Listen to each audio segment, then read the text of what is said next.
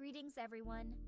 Today, I'll be talking about a random topic, the flower language, or, if we want to be fancier, floriography, which says each flower carries a different meaning depending on its color, type, or the number of flowers being given. Every petal has a meaning. Its beginnings can be found in the Ottoman Empire, where it was used in harems to send secret messages through flowers and their arrangements. Known as selam, this practice allowed women to communicate discreetly in a heavily restricted social environment. However, it reached its peak of popularity during the Victorian era. This was because of the social norms of the time, meant that expressing feelings like love, admiration, or even disapproval directly was frowned upon.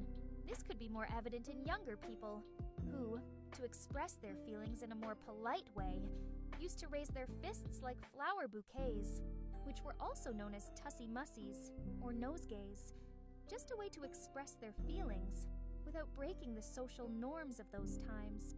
And to finish, the first floriography book was launched in 1819, corresponding to the Theme of Le Langage des Fleurs by Madame Charlotte de la Tour.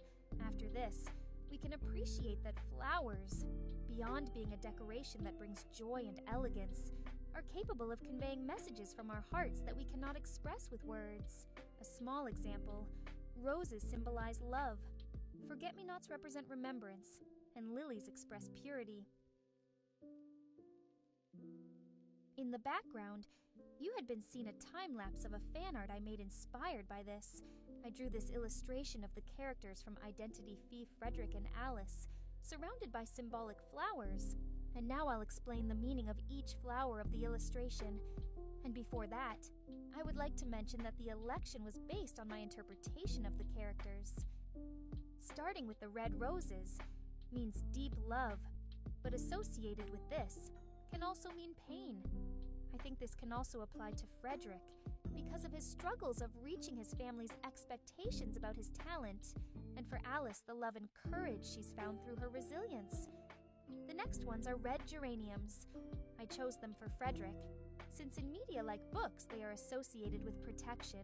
This can represent how Frederick was able to find comfort in music, which helped him to calm the voices in his head, this same voices later being his inspiration for his compositions. The last ones are forget-me-nots.